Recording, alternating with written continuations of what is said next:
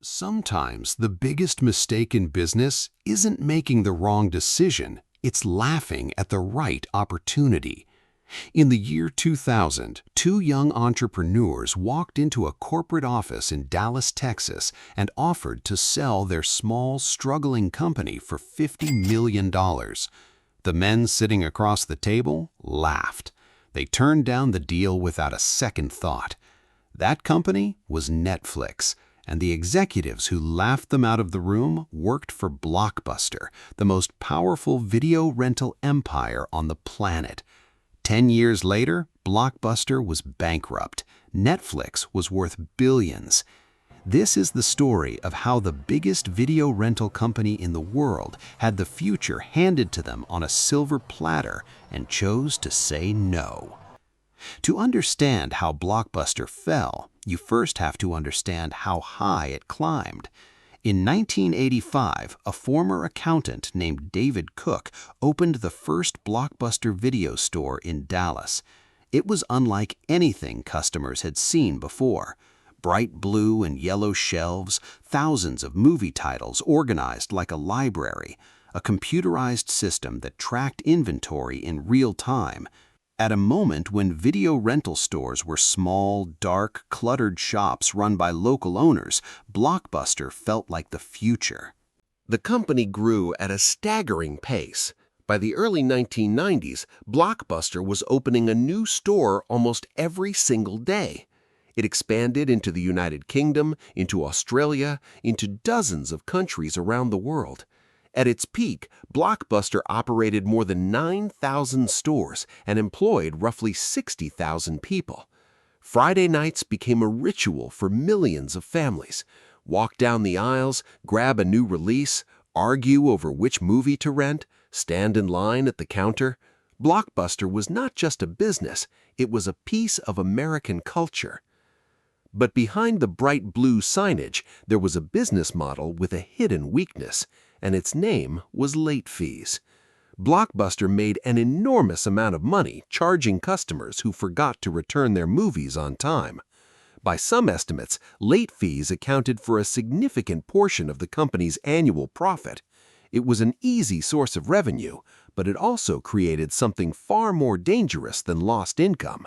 It created resentment. Customers hated it, and that quiet frustration was about to become an opening for a competitor nobody was watching. In 1997, in Scotts Valley, California, two men named Reed Hastings and Mark Randolph founded a small startup called Netflix.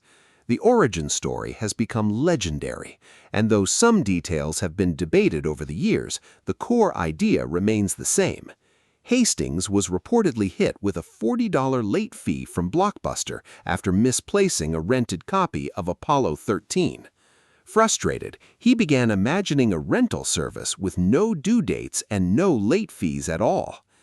Netflix launched as a DVD rental website, allowing customers to order movies online and receive them by mail in a bright red envelope. In 1999, the company introduced something revolutionary for the industry, a monthly subscription model. Pay one flat fee, rent as many DVDs as you wanted, one at a time, with no due dates and no penalties. It was the opposite of everything Blockbuster represented. For the first few years, Netflix was tiny. It was inconvenient in some ways, too.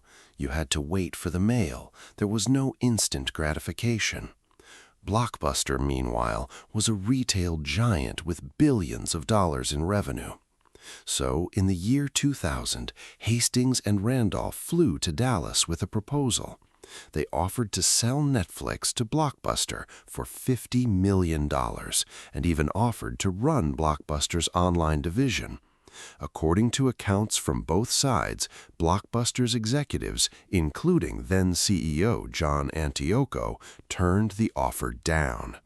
To them, Netflix looked like a niche business with no real future. It was a decision that would go down as one of the most expensive miscalculations in corporate history. For a while, it seemed like Blockbuster had made the right call. Netflix struggled through the early 2000s, but slowly, steadily, its subscriber base grew.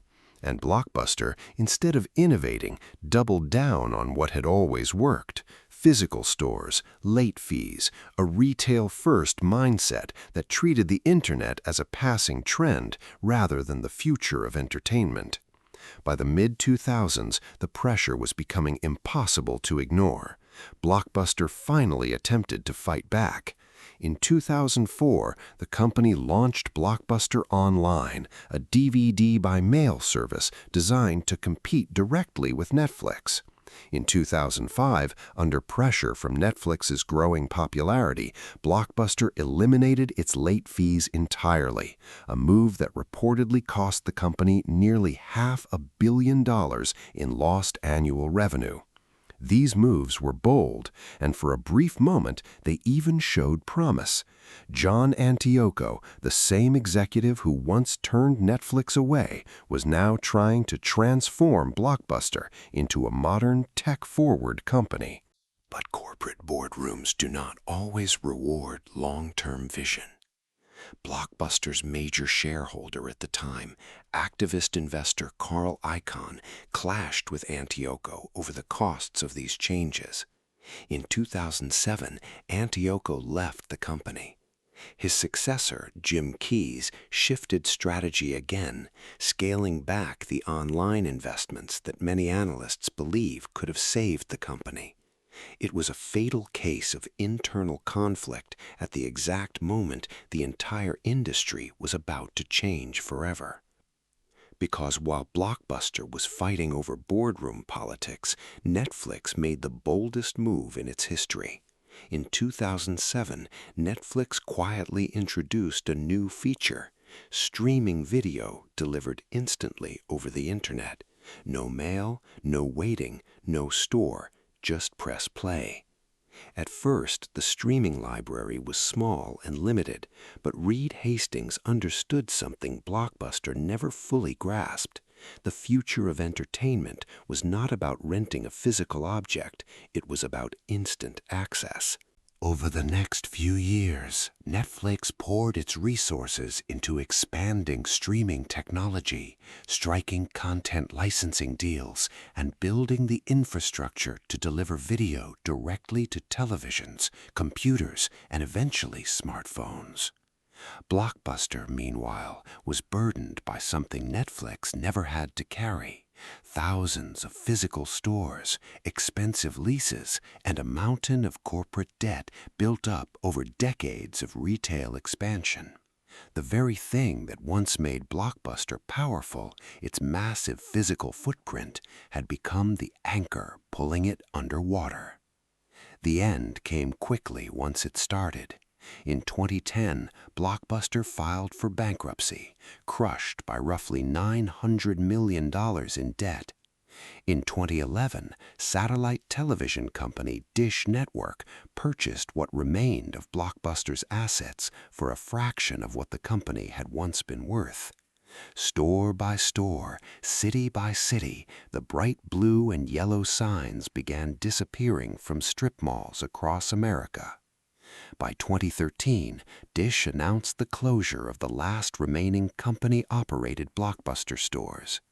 One single franchise location in Bend, Oregon, stayed open for years afterward, becoming a strange, nostalgic monument to an empire that no longer existed.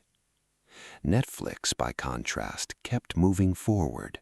In 2013, the company released its first major original series, House of Cards, marking its transformation from a content distributor into a content creator. Today, Netflix is valued at hundreds of billions of dollars, with hundreds of millions of subscribers across the globe. So, what really killed Blockbuster? It was not simply that Netflix was smarter or luckier. It was that Blockbuster mistook size for security. It believed that 9,000 stores and decades of dominance made it untouchable. It saw change coming and even tried to respond, but too slowly, too late, and too divided internally to act with real conviction. Netflix, meanwhile, never stopped asking one uncomfortable question. What happens when the way people consume entertainment changes completely? Blockbuster asked how to protect what it already had. Netflix asked what customers would need next. And in business, as in life, the companies that survive are rarely the biggest or the richest. They are the ones willing to make themselves obsolete before someone else does it for them.